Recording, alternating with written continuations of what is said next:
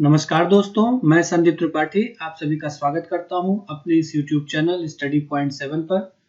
और भारत के इतिहास के क्रम में आज का जो वीडियो है ये दक्षिण भारत से संबंधित है। और इसमें जो क्वेश्चन आपको देखने को मिलेंगे, जो प्रश्न देखने को मिलेंगे, वो चोल वंश, चालुक्य वंश, पल्लव वंश और संगम वंश से संबंधित होंगे। 1990 से लेकर के 2020 तक अभी तक लगभग 64 क्वेश्चन हमें मिले हैं।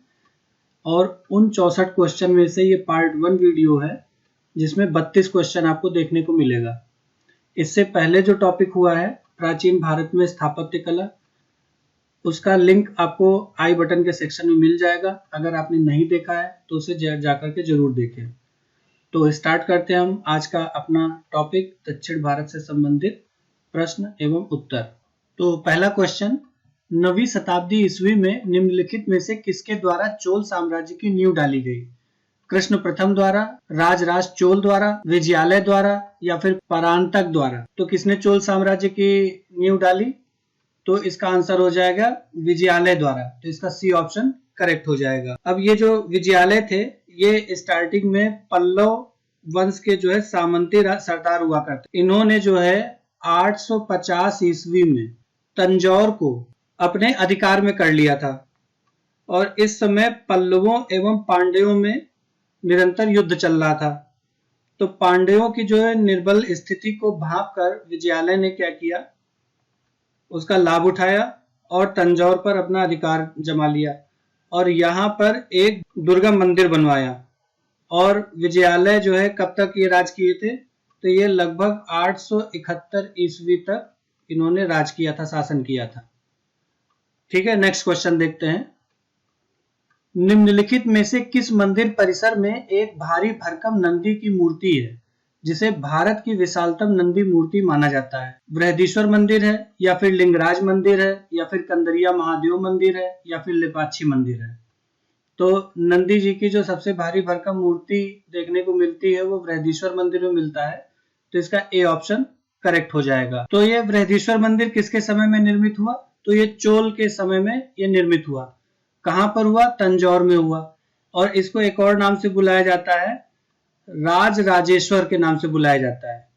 और इसका निर्माण जो है राज प्रथम के काल में हुआ। ठीक है, नेक्स्ट क्वेश्चन देखते हैं। तंजौर का बृहदीश्वर मंदिर निर्मित हुआ था शासन काल में चोल सम्राट किसके?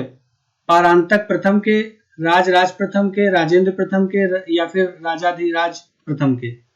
तो अभी इसका आंसर दिया तो राज प्रथम के शासनकाल में तंजौर का बृहदीश्वर मंदिर निर्मित हुआ। तो इसका बी ऑप्शन करेक्ट हो जाएगा। नेक्स्ट क्वेश्चन देखते हैं। चोलों का राज्य किस क्षेत्र में फैला था? विजयनगर क्षेत्र में, मालाबार तट पे या फिर होयसल या फिर कोरोमंडल तट, दक्कन के कुछ भाग? तो चोलों का जो साम्राज्य था वो काफी दूर तक फैला हुआ था। कृष्णा तथा तुंगभद्रा नदियों से लेकर के कुमारी अंतरिप तक। और ये जो भूभाग था ये किसके अंतर्गत आता था? ये तमिल प्रदेश के अंतर्गत आता था या फिर तमिल प्रदेश इसको बोला जाता था। अब इसी में कोरोमंडल आता था और दक्कन का कुछ भाग आता था। तो दक्कन के कुछ भाग कौन कौन से हैं? तो एक है उरयूर, दूसरा है कावेरी पट्टनम, फिर है तंजावुर। तो इतना एरिया था जहां पर चोलों का साम्राज्य फैला हुआ था। नेक्स्ट क्वेश्चन देखते हैं। चोलों की राजधानी थी कावेरीपत्तनम, महाबलीपुरम, कांची या फिर तंजौर? तो चोलों की राजधानी ऑप्शन के अकॉर्डिंग क्या होगा? इसका डी ऑप्शन होगा, तंजौर होगा। लेकिन इसकी राजधानी जो है गंगैकोंड चोलपुरम भी जो है चोलों की राजधानी बनी थी। और संगम काल में चोलों की राजधानी कौन सी थी? वो थी उरयूर। नेक्स्ट क्वेश्चन देखते हैं। चोल युग प्रसिद्ध था निम्न में से किसके लिए? धार्मिक विकास के लिए या फिर ग्रामीण सभाएं के लिए या फिर राष्ट्रकूटों से युद्ध के लिए या फिर लंका से व्यापार के लिए? तो चोल का जो समय था वो प्रसिद्ध था, ग्रामीण सभाओं के लिए प्रसिद्ध था। तो इसका बी ऑप्शन करेक्ट हो जाएगा। ठीक है, नेक्स्ट क्वेश्चन देखते हैं। तो अभी इसका आंसर मिला है कि किस दक्षिण भारतीय राज्य में उत्तर ग्राम प्रशासन था? तो आंसर इसका हो जाएगा चोल हो जाएगा। तो सी ऑप्शन इसका करेक्ट हो जाएगा। ठीक है, नेक्स्ट क्वेश्चन देखते हैं। कुशल ग्रामीण प्रशासन के लिए प्रसिद्ध राजवंश था कौन सा था? चोल, राष्ट्रकूट, चालुक्य या फिर पल्लव? तो अभी इसका आंसर हमें पता चला। तो क्या होगा? इसका आंसर चोल होगा। तो ए ऑप्शन इसका करेक्ट हो जाएगा। नेक्स्ट क्वेश्चन देखते हैं। चोलों के अधीन ग्राम प्रशासन के बहुत से ब्यौरे जिन शिलालेखों में हैं वे कहाँ हैं? तंजावुर में, या उरियूर में, या फिर कांचीपुरम में, या फिर उत्तर मेरूर में? तो इसका आंसर क्या होगा? उत्तर मेरूर होगा और इसका डी ऑप्शन करेक्ट हो जाएगा। नेक्स्ट क्वेश्चन देखते हैं। चोल शासकों के शासन काल में निम्नलिखित में से कौन सा वारियम उद्यान प्रशासन का कार्य देखता था? पान वारियम, एरिवारियम, टोट्टवारियम, या फिर संवत्सर वारियम? उद्यान प्रशासन से जो जुड़ा हुआ था वारियम वो था टोट्टवारियम। अच्छा, संवत्सर वारियम किससे संबंधित था? ये था वार्षिक समिति से संबंधित था। और एरिवारियम किससे संबंधित था? ये तालाब समिति से संबंधित था। निम्न कथनों पर विचार कीजिए। पहला कथन है कि चोलों ने पांड्य तथा चेर शासकों को पराजित कर प्रायद्वीपीय भारत पर प्रारंभिक मध्यकालीन समय में अपना प्रभुत्व स्थापित किया। दूसरा कथन है कि चोलों ने दक्षिण पूर्वी एशिया के शैलेंद्र साम्राज्य के विरुद्ध सैन्य चढ़ाई की तथा कुछ क्षेत्रों को जीता। तो इसमें से कौन सा कथन सही है? पहला सही है, दूसरा सही है, दोनों सही है, ये दोनों गड़बड़ है? तो इसमें देखेंगे तो जो पहला है और दूसरा है ये दोनों हमारे कथन सही है। तो इसके अकॉर्डिंग क्या होगा कि सी ऑप्शन इसका करेक्ट हो जाएगा। नेक्स्ट क्वेश्चन देखते हैं।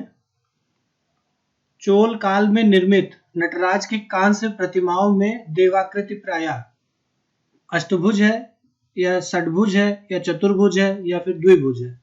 तो नटराज जी यानी कि शिव जी की बात की गई है और उसमें जो दिखाया गया है वो चतुर्भुज है। तो इसका सी ऑप्शन करेक्ट हो जाएगा।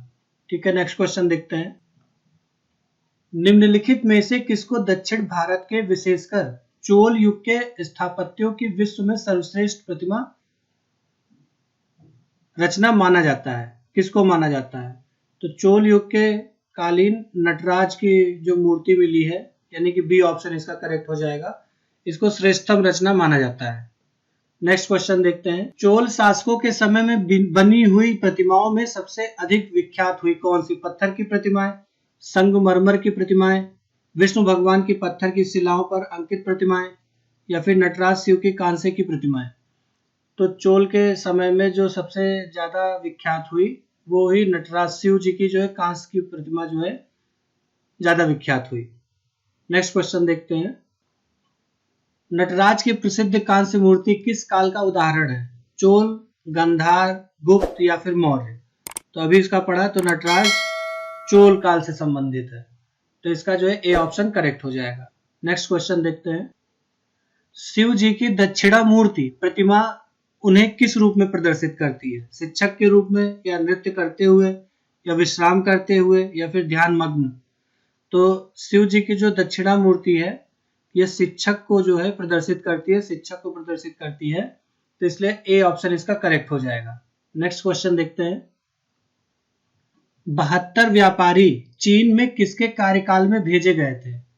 कुलोत्तुंग प्रथम के द्वारा, राजेंद्र प्रथम के द्वारा, राजराज प्रथम के द्वारा, या फिर राजाधिराज प्रथम के द्वारा?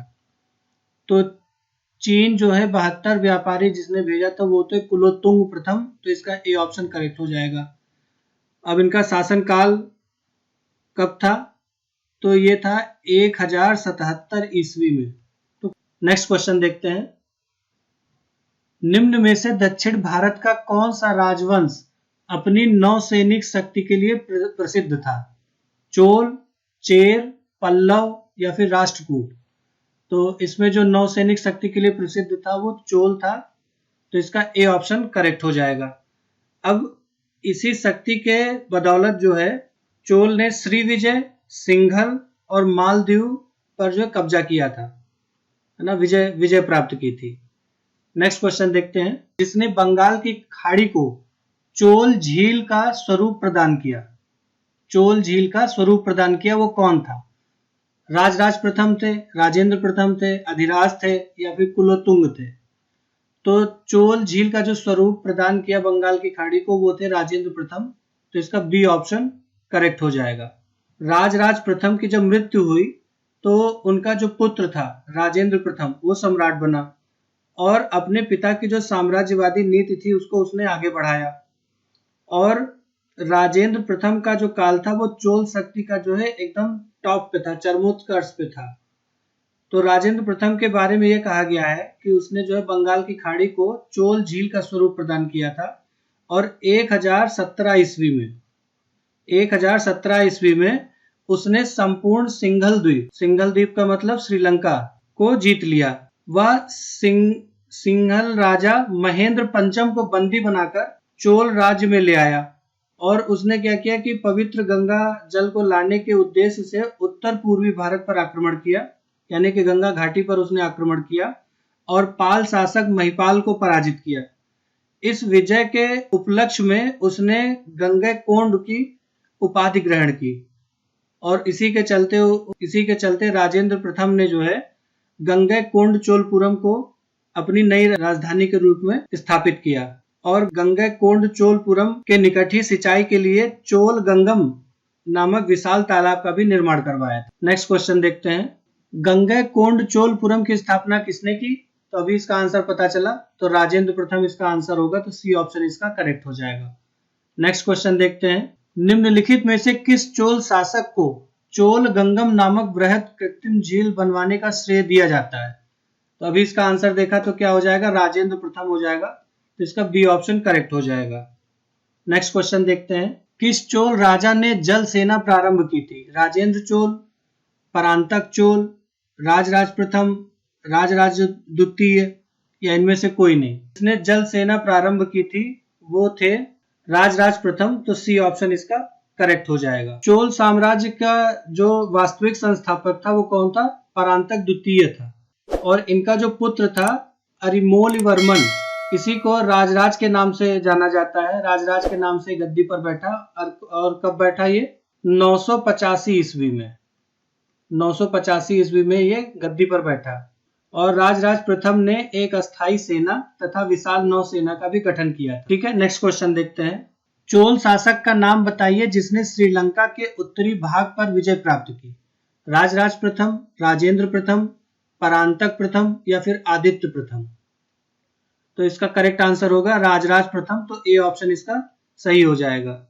तो चोल शासक राजराज प्रथम ने सिंघल यानी कि श्रीलंका पर आक्रमण किया और इसे कुछ भाग पर उसने कब्जा कर लिया और जो क्षेत्र उसने जीता वहां का जो एरिया था उसका एक जगह का नाम था अनुराधापुर। तो अनुराधापुर को नष्ट करके उसने एक नया निर्माण किया जिसका नाम था पोलोनरुआ और इसी को राजधानी घोषित कर दी उस क्षेत्र की और बाद में इसका नाम क्या कर दिया? जननाथ मंगलम। नेक्स्ट क्वेश्चन देखते हैं, चोल राजाओं में किस एक ने सीलोन पर विजय प्राप्त की?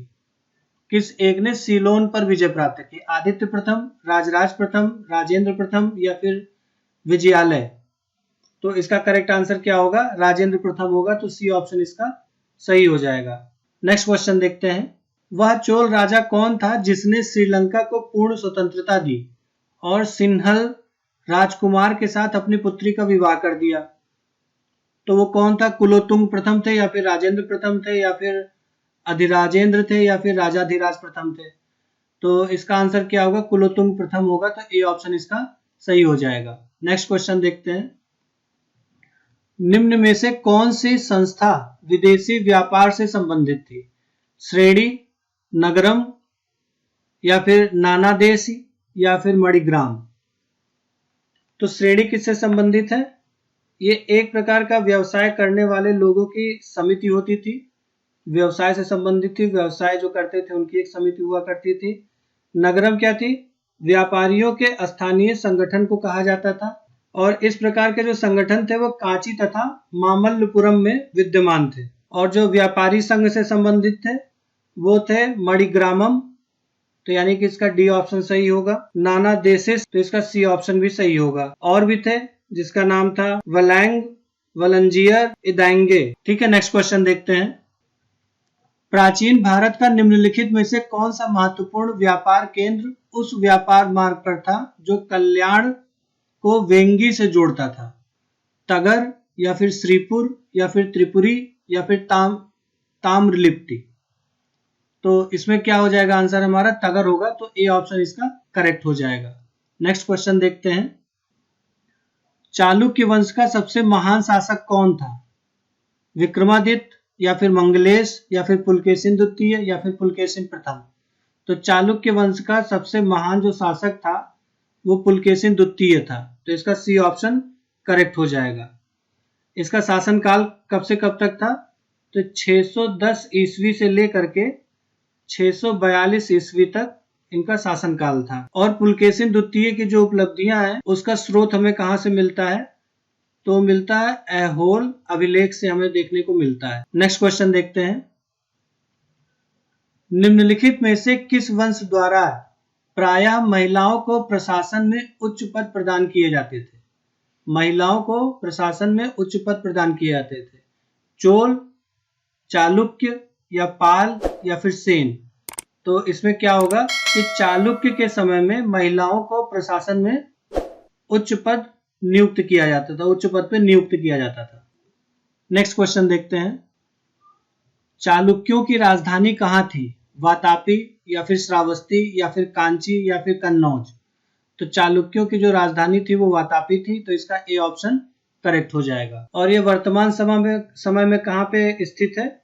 तो बीजापुर, कर्नाटक। और वातापी का वर्तमान समय में क्या नाम है? तो वर्तमान समय में इसका नाम है बादामी। और चालुक्य वंश के वास्तविक संस्थापक कौन थे? तो वो थे पुलकेशिन प्रथम। ठीक है। और आज के वीडियो का आखिरी क्वेश्चन देखते हैं। कवि कालिदास के नाम का उल्लेख किसमें देखने को मिलता है? इलाहाबाद स्तंभ लेख में, या फिर ऐहोल की उत्कीर्ण लेख में, या फिर अल्पादुदान लेख में, या फिर हनुमकोंडा उत्कीर्ण लेख में? तो किसमें हमें देखने को मिलता है? तो ऐहोल के उत्कीर्ण लेख में कालिदास जी का उल्लेख देखने को मिलता है। तो आज की वीडियो में हमारी तरफ से इतना ही। इसका जो है सेकंड पार्ट जो है वो नेक्स्ट वीडियो में देखने को मिलेगा। और इसके पहले के जो वीडियो हैं अगर आपने नहीं देखे हैं, जो टॉपिक आपने नहीं देखे हैं, छूट गया है, उन सभी टॉपिक का वीडियो लिंक आपको इस वीडियो के डिस्क्रिप्शन में देखने को मिल जाएगा। और इससे पहले का जो टॉपिक है प्राचीन भारत में स्थापत्य कला, उसका लिंक आपको जो है आई बटन सेक्शन में देखने को मिल जाएगा। तो नेक्स्ट वीडियो आने तक खुश रहिए, मस्त रहिए, पढ़ते रहिए स्टडी पॉइंट 7 के साथ। मिलते हैं हम अपने नेक्स्ट वीडियो में। धन्यवाद।